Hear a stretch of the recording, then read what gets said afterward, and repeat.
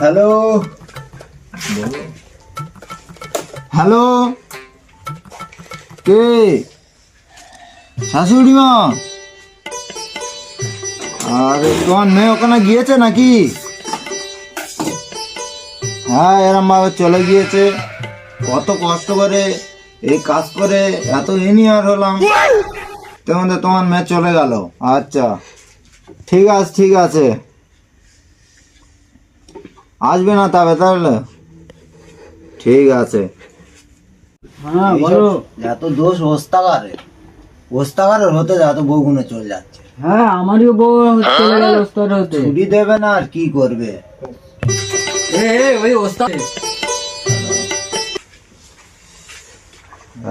ঠিক আছে, আসতে হবে না, ঠিক আছে, আমি দেখে নিয়ে এসো।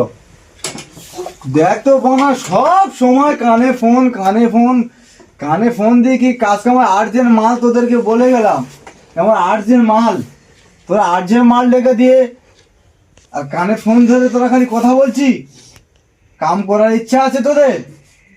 ফোন ডাকো, কামটা করো, আর্জেন্ট মালটা।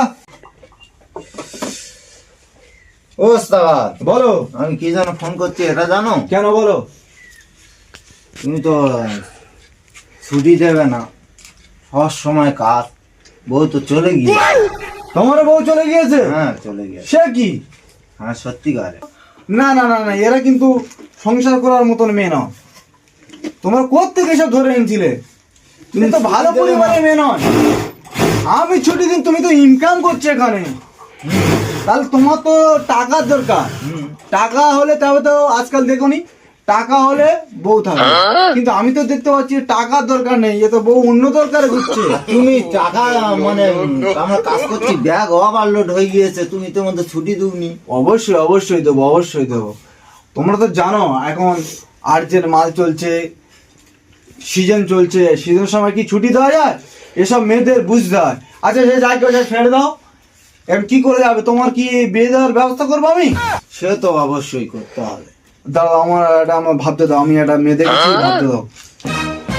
হ্যাঁ মনে উঠেছে মনে উঠেছে, আমি কিন্তু এক জায়গায় মেয়ে দেখেছিলাম, একটা খুব সুন্দর মেয়ে। সেই মেয়েটার চরিত্র কিন্তু খুব ভালো।